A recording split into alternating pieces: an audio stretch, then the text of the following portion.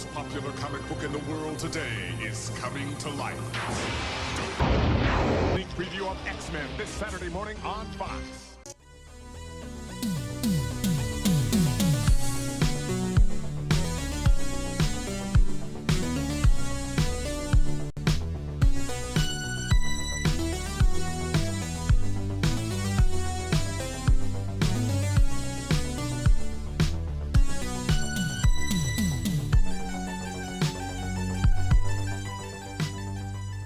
Hey, this is Pops. Welcome. Saturday morning cartoons, hanging out with me. I'm doing my rewatch, and I know the order of these that we're on the last couple of weeks is a little strange and odd. This came out actually later than season 3, but reality is it's kind of restructured it all. So I'm watching it in the order that's being presented right now.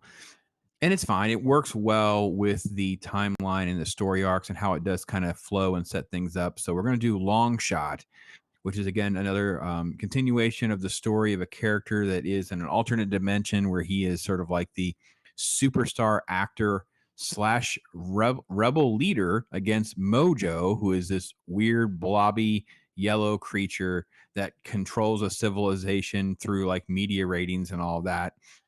And this is a episode that really kind of calls back and continues that story arc basically. And we first find the X-Men. It's Wolverine and Jubilee learning how to drive. Longshot falls through a portal, and then obviously Mojo's henchmen arrive, and then you sort of have this back and forth where what's actually going to happen. Now, Spiral is this multi-armed mutant who can create like these multi-dimensional portals, and she basically uses and kind of like first off, she's under like torture because of failing, so Mojo is torturing her, but then the major domo suggests there might be a chance to get Longshot and the X-Men if Mojo himself will go back, and you feel like, well, major domo's got an alternate agenda, but we're not going to address that right now. And the long and short of it is Jubilee and Longshot, well, he has kind of like an amnesia going on right now, and they kind of have like a sweetness. Jubilee's totally like teen head over heels in love for him, that kind of thing. I think it's sweet. It's not actually weird or as creepy as it might even sound. But yeah, it's fine.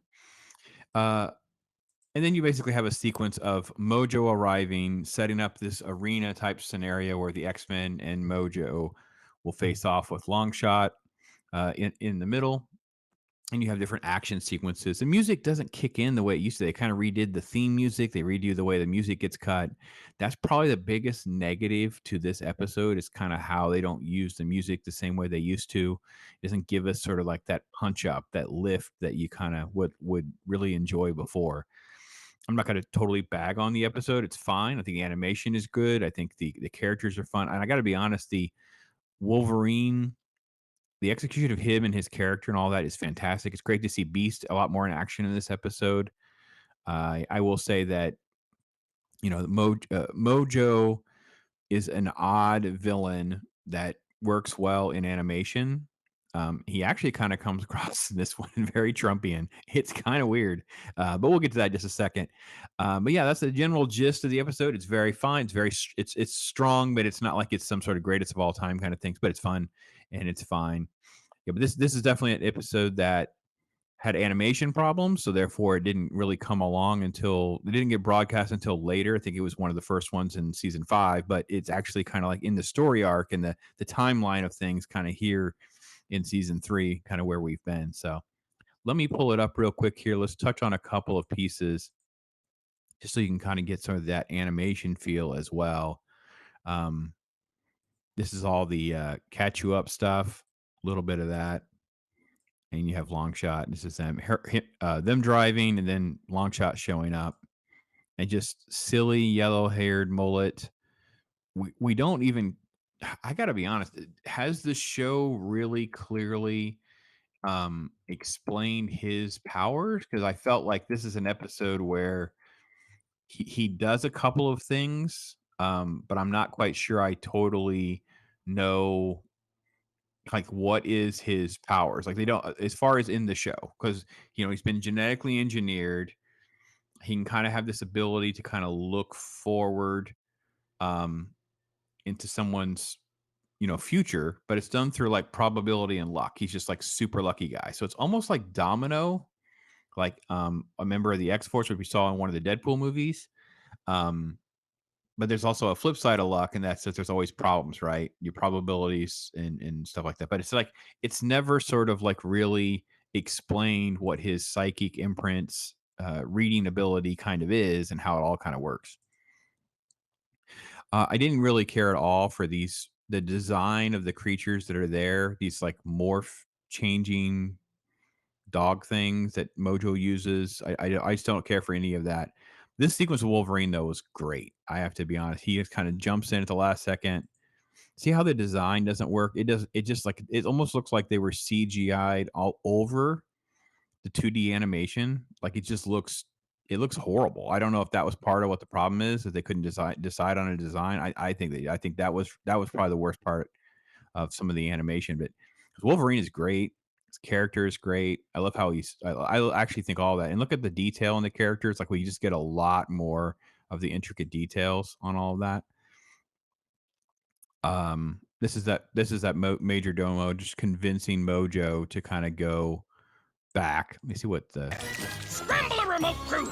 We're going live! And this is the rec.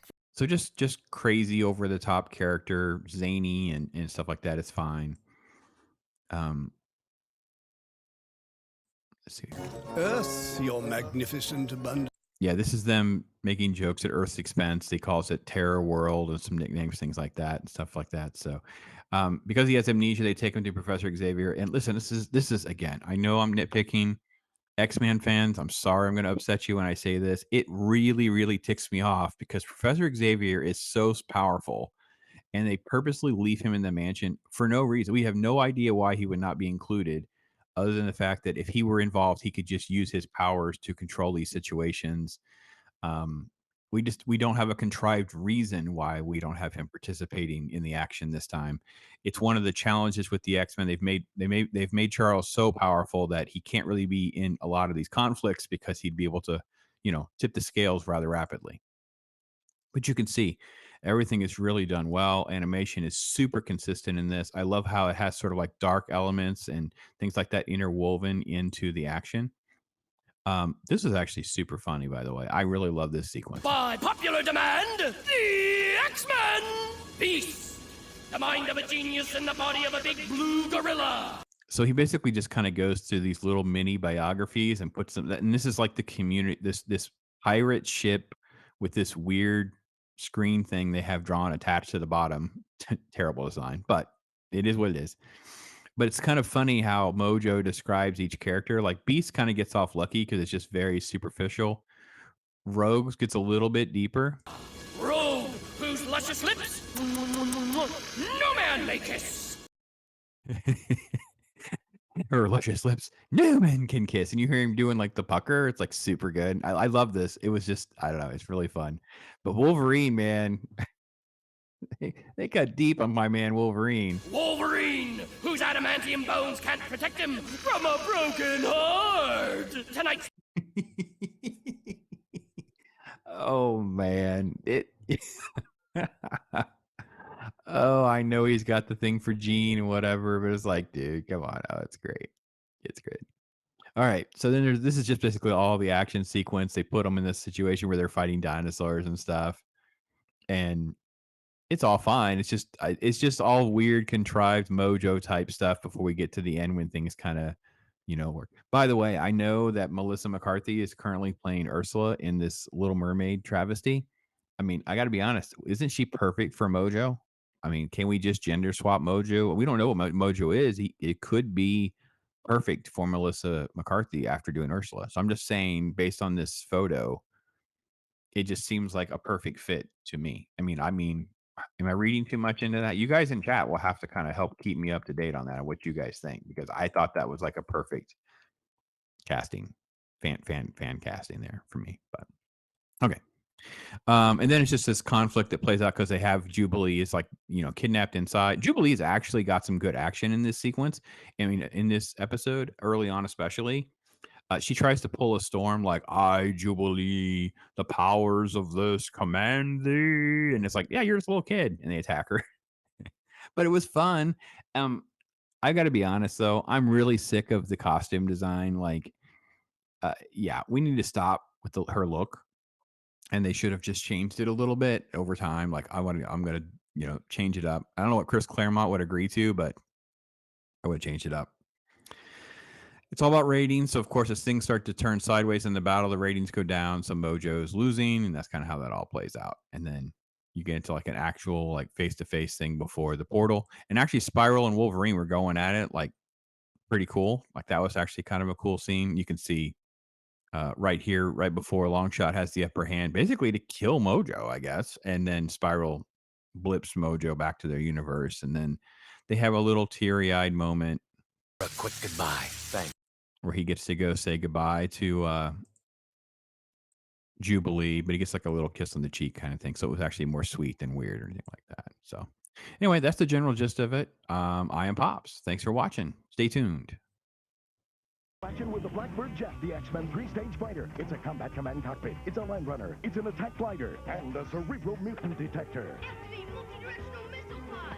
Fire 1, Fire 2. The hypersonic Blackbird jet. X-Men figures sold separately. Introducing X-Men Projectors. X-Men figures that light your walls with X-Men adventures. Put one adventure disc inside Wolverine, then project the pictures. You control the action. Change discs for different adventures. Gotcha. X-Men Projectors, sold separately with 3 action adventure discs.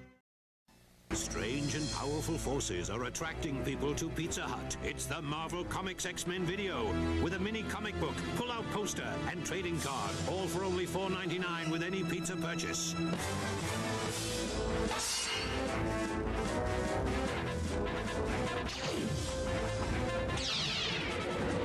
There are 2 video packs to collect, so hurry and get your claws on them. Oh, I'll wrap that up. Exclusively at Pizza Hut. They've got Wolverine. They've got Storm! Even Beast. Right where those mutants belong. In a can. New from Chef Boyardee. All your favorite X-Men in pasta shapes and excellent sauce. We got 'em. And only you can set them free. New X-Men pasta. It's not just a meal, it's an adventure. Hey kids, want to see the hottest X-Men ever? It's new Light Up X-Men. Turn on the awesome power of Wolverine's laser blaster. Light up the blinding power of Gambit's plasmic energy cards. Ignite the scorching power of Juggernaut's crystal torch. Load X-Men's light up weapons and you'll have the power. The heat is on, X-Men. To light up the action. Lights out, Juggernaut. Got him. Juggernaut's down, but is he out? Light Up X-Men. Turn on the power. Light up the action. Light Up X-Men. Sold separately.